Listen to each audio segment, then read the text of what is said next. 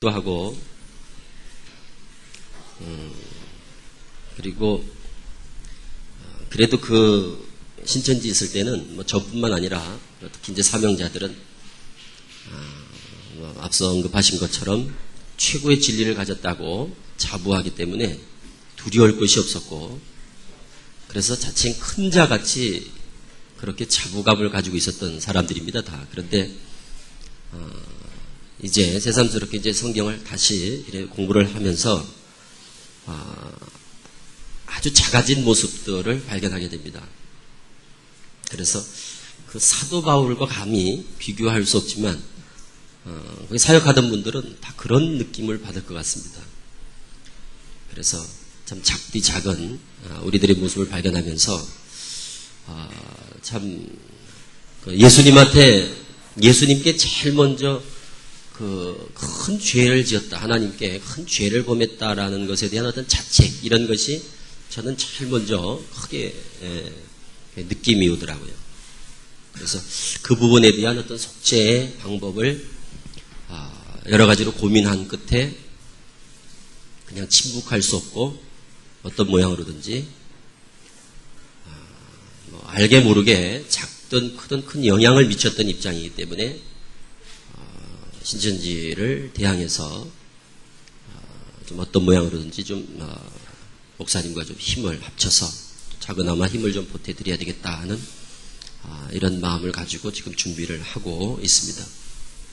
지금 목사님 그 말씀 중에 뭐 다 사역하실 분들이고 또 지금 하고 계시는 분들이기 때문에 실질적으로 도움이 될 말씀만 잠깐 언급을 좀 하겠습니다. 성지순례 그 말씀을 하시는데, 저도 1차, 2차, 3차 성지순례를 다 같이 동행을 했었는데, 그 전에 그 이만희 씨가 성경을 다 영적으로 바라보는 그런 시각에 아주 팽배해 있었습니다. 그러니까 오병이의 기적 같은 것도 다 영적으로 해석을 하고, 그러니까 역사성을 어떤 기사와 표적 같은 것들을 다 영적으로 해석함으로 해서 어떤 사실성을 부인하는, 그러다 보니까 뭐 예를 들어 오병이어 같으면 떡 5덩어리 또 물고기 2마리 하면은 7이라는 수에 되게 민감합니다, 신천지에서는. 숫자에. 그러니까 7 이러면 다 7이라는 숫자만 나오면 다 첫 장막에 또 둘째 장막 보좌 앞에 7 이런 데다 다 연관을 지어서 그래서 이제 7 고기도 사람이고 떡도 말씀을 가진 사람, 이 정도 풀어가니까 그런 식으로, 그러니까 7사람을 통해서 말씀을 공급을 했다. 그러니까 남은 것을 12강주리에 담았다, 12지파다, 이런 식으로. 이런 식으로 이제 해석을 함으로 해서 기사와 표적 같은 것들을 인정하지 않는, 또 무리를 걸으신 사건이라든가, 또 가나 혼인잔치집에 항아리 6개, 이런 사건들, 이런 것들을 다 영적으로 이제 해석을 하던 것이 저희 초창기의 그런 성경관이었습니다. 그러다가 큰 변화를 겪는 듯 했던 계기가 됐던 것이 바로 성지순례였습니다. 가보면서 오병이의 기적을 베풀었다 하는 그 교회도 가보고, 또 혼인잔치 가나 그 마을에도 가서 보고, 나사렛에도 가서 보고, 또 갈릴리 호숫가에도 가보고, 이런 걸 경험하면서 상당히 아주 신기했습니다. 그래서 가나 혼인잔치집에 갔다 오면서 포도주 이것도 사오고, 갈릴리 호수 물도 다 병에 담아오고, 그리고 지금 소위 신천지 조그마한 박물관이라고 하는 기념관, 거기에 보면 그 사해바다 물 받아놓은 거, 그 병마다 다 써 있습니다. 사해바다 물, 또 가나 혼인잔치, 또 사해 근처에서 주워온 돌, 이래가지고 다 그걸 직접 그렇게 기록을 해서 이제 보관을 해두고 있는데, 그런 걸 보면서 역사적으로 이런 것들이 있었구나에 대한 것들을 조금 인식을 하는 것 같더라고요, 저 옆에서 보면서. 그러니까 육적인 것도 무시할 수 없구나라는 데에 대해서 조금 달라지는 듯 했습니다. 그리고 그것들을 저는 또 공개적으로 교육자들한테도 그 역사성을 부인할 수 없다. 그리고 그것을 이미 바탕에 깔고 넘어가자, 이런 식으로 이제 자꾸 이제 교육을 하고 했었는데, 그러다 이제 이번 사건이 터지면서, 작년 11월에 사건이 터지면서 갑자기 모든 것을 그냥 원점으로 돌리는 그런 상황이 됐습니다. 왜 그런가 하면, 제가 그것들을 공식적으로 문제를 제기하면서 이제 그 당시로는 개혁이었죠. 교리의 어떤 변화가 있어야 된다라고 주장을 하다 보니까 거기에 반발하면서 다시금 이제 막 개혁을 주장하니까 뭐 보수로 확 회귀하듯이 그런 쪽으로 방향을 수정하게 됩니다. 그래서 나타난 것이 이제 오늘 7교회 말씀하시니까 그 7교회에 대한 저의 견해는 그랬었습니다. 그 당시에. 분명히 사도 요한이 편지를 한 사실을 하지 않았다고 하는 것은 성경을 설명해 나가는데 어렵다. 그러니까 한 것을 인정을 하고 단지 거기에 대해서 영적인 의미를 부여하면 될 것인데 그렇게 저는 이제 가르쳐 놨는데 이번에도 이제 그 문제를 제기했거든요. 계시록은 1장부터 22장까지가 서신의 형태를 띤 서신서의 형태를 띠고 초대교회에 보내진 편지의 글이다. 그것을 인정하면서 거기에다 어떤 영적인 의미를 부여해야 된다. 이제 이런 주장을 했더니 총회장이 이제 거기에 대해서 반박을 하는 거예요. 반론을 제기한 게 뭐였냐면 계시록은 편지를 한 사건이 아니다. 그전에도 계속 그렇게 편지가 된 것이라고 저희들은 그렇게 가르쳤었거든요. 그런데 이번에 아주 공식적으로 그것을 반박하면서 주장한 것이 뭔가 하면 편지를 한 게 아니다라는 거예요. 그래서 지금 현재 입장은 뭔가 하면 신천지는 총회장이 아주 구체적으로 입으로 아주 확언을 했거든요. 편지를 하지 않았다라는 얘기입니다. 그럼 뭐냐 그것은 환상과 계시를 통해서 그냥 그렇게 한 것으로 기록한 것이다. 곧 2000년이 지난 오늘날 되어질 것을 그냥 환상 가운데 보고 기록한 것이다 라는 얘기입니다. 그러면서 예를 드는 것이 여러분들 꿈속에서 편지를 보내면 받은 사람이 있습니까? 이렇게 말하는 겁니다. 환상, 계시 이것이 바로 꿈과 같다라는 것이죠. 그러니까 꿈속에서 여러분들 떡을 먹으면 깨고 났을 때 배가 부릅니까? 배가 부르지 않죠? 라는 얘기입니다. 꿈속에서 편지를 보내면 받은 사람이 있을까요? 아무도 없죠? 그와 같다라는 논리입니다. 그러니까 계시록 2장 3장의 그 소아시아 7교회에 보낸 편지 사건 자체를 그 당시의 사건으로 보지 않는다라는 거죠. 그러니까 다 영적으로 보는 거죠.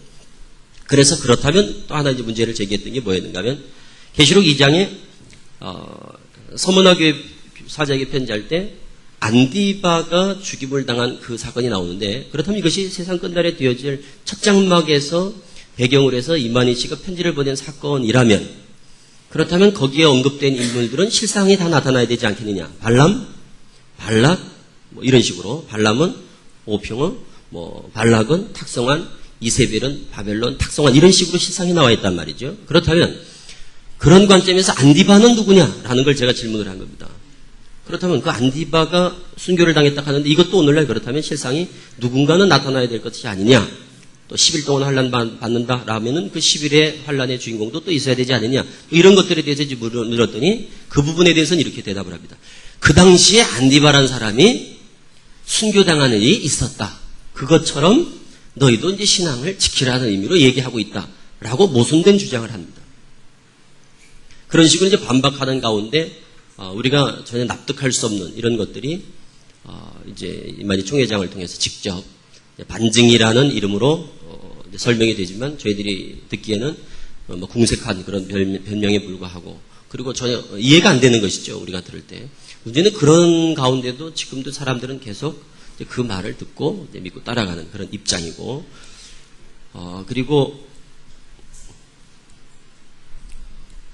선지자 후지자 그 말씀하신 가운데 제가 86년도에 들어갔으니까 제가 있을 때는 87년 9월 30일 그러니까 시한부 종말에 관한 언급이 그것이 날짜가 되기 전이었습니다. 그러니까 82년도니까 그때 분위기가 창세기 7째 날의 창조 역사를 1년으로 계산을 했습니다. 그러니까 80년부터 시작해서 첫째 날, 81년 둘째 날 이런 식으로 이제 계산을 해서 80년 3월 14일부터 시작해서 전 3년 반 그리고 후 3년 반 하면은 그게 거의 정확하게 87년쯤 이래 떨어지게 될 겁니다. 그러니까 그렇게 해서 7째 날이 되면 13만 세에 차가지고 신인 합일이 돼가지고 영생불사에 신령체가 출현한다. 그래서 이제 책 제목이 신탄입니다. 신의 탄생이다. 그래서 우리가 기분 좋을 때 신난다라고 하지 않느냐. 그 신의 난다. 신의 탄생. 그래서 신탄입니다. 그런 내용을 87년도에 그것이 제가 들어왔을 때는 6째 날이었습니다. 그러니까. 그런데 저는 뭐 그 당시 21살, 20살 이럴 때였으니까 그러니까 그때는 뭐 날짜 개념도 별로 없었어요. 그냥 비유풀이의 뭐 말씀에 빠져서 막 공부할 때는 한참 대학교 1, 2학년 때였으니까 공부하느라고 정신이 없을 때였기 때문에 뭐 신인이 탄생하니 뭐 영생불사가 되니 한참 젊은 때니까 죽음에 대한 개념이 별로 없었습니다. 그냥 말씀에 심취돼서 공부하고 있을 때였는데 그러다가 87년이 되는데 막 웅성웅성했어요. 더구나 저는 지교에 있었거든요. 서울에 여기 제기동에 지교회에 있었다가 사건이 홍정효 씨 나갈 때 저희 교회가 다 통째로 홍정효 씨, 그 당시 홍 선생이라고 우리가 불렀는데 홍정효 씨를 다 따라감으로 해가지고 저는 서울에 있다가 안양 비산동으로 이제 먼 교회로 본부로 나가게 되는 이제 그런 입장이었기 때문에 돌아가는 사정을 잘 몰랐어요. 본부에 좀 낯설고 지교에 있다가 들어가니까. 그런데 보니까 87년에 웅성웅성하는 분위기는 좀 느낌이 있었습니다. 근데 그게 보니까 그때가 마지막 7째 날이었는데 아무 일도 일어나질 않은 거예요. 그래서 한 무리가 한 20여 명이 문옥순이라는 분이 있습니다. 그 실상의 주인공입니다. 그분이. 7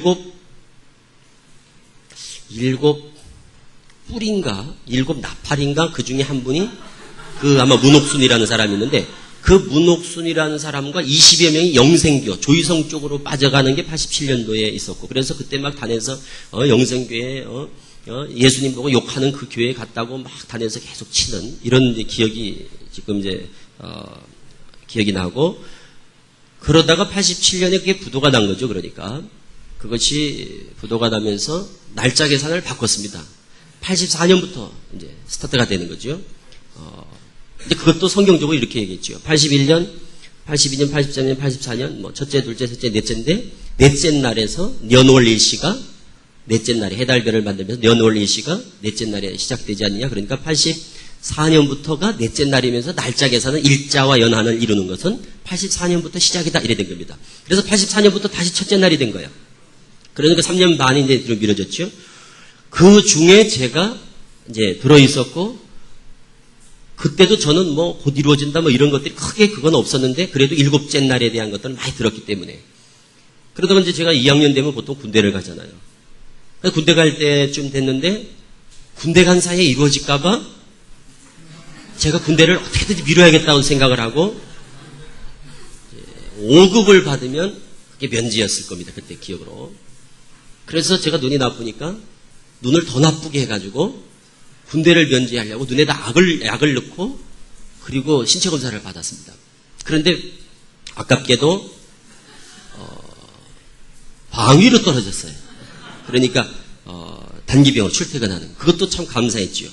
그러면 교회를 나올 수 있으니까. 이제 그렇게 해서 학교를 마치고 이제 군대를 들어가도록 미뤘습니다. 왜? 그 사이에 이루어질까봐. 그 당시는 그러니까 그 이루어진다라는 것이 아주 모든 성도들의 관심사였던 게 틀림없습니다. 그런데 이제 최근에 이제 그러다 91년에 7째 날이 됐는데 아무 일이 없어졌어요. 그러면서 그것이 희석되게 된 계기가 90년 6월에 신학원이 개업이 됩니다. 90년 6월에 사당동에서 신학원을 처음 설립이 돼서 사당신학원이 이제 원조죠. 그러니까 사당신학원이 문을 열면서 전도가 막 되는 분위기가 되면서 날짜 개념이 사라졌어요. 그러면서 그 뒤로는 이제는 6일 창조의 역사가 하루는 1000년이다. 그러면서 6000년의 역사 속에 묻어버립니다. 그러면서 그 뒤로는 이제 날짜 계산에 대한 그 모든 것들이 없어졌고 그것에 대해서 집착했던 분들은 다 떨어진 거죠. 그러니까. 그리고 거의 나갔습니다. 87년도에 나가죠. 홍종현 씨 또 따라 나가죠. 그 전에 김병희, 김건남 씨 중에서 또 나가죠. 해서 많이 나가고 오래된 사람들이 거의 남질 않았습니다. 그래서 이제 87년에 그게 끝나면서 88년에 있었던 내용들을 우리 이제 얼마 전에 우리 강사님들하고 이제 그 증언을 좀 계속 좀 수집을 해서 명확한 증거들을 좀 확보하려고 그리고 전도관에서부터 이만희 씨를 잘 아는 그러니까 전도관에 계시다가 또 유지열 쪽에 따라오셨다가 그러다가 홍종현 씨 신천지에 왔다가 신천지에서 한 8년 계시다가 홍종현 씨 따라가서 한 12년 있다가 지금 구인에 가 계신 그 권사님이 지금 83 되시는 권사님인데 그 권사님을 저희가 찾아서 가서 이제 탐방을 해서 면담을 했습니다. 찾아뵀어요. 저도 많이 듣던 그 성함은 많이 듣던 분이거든요. 원체 유명했던 분이기 때문에. 그래서 그분을 이제 어렵게 만나서 최근에 들은 정보입니다. 최근에. 그리고 이제 상담하시는 분들이니까 그거는 효과적으로 잘 좀 활용하시면 될 것 같습니다.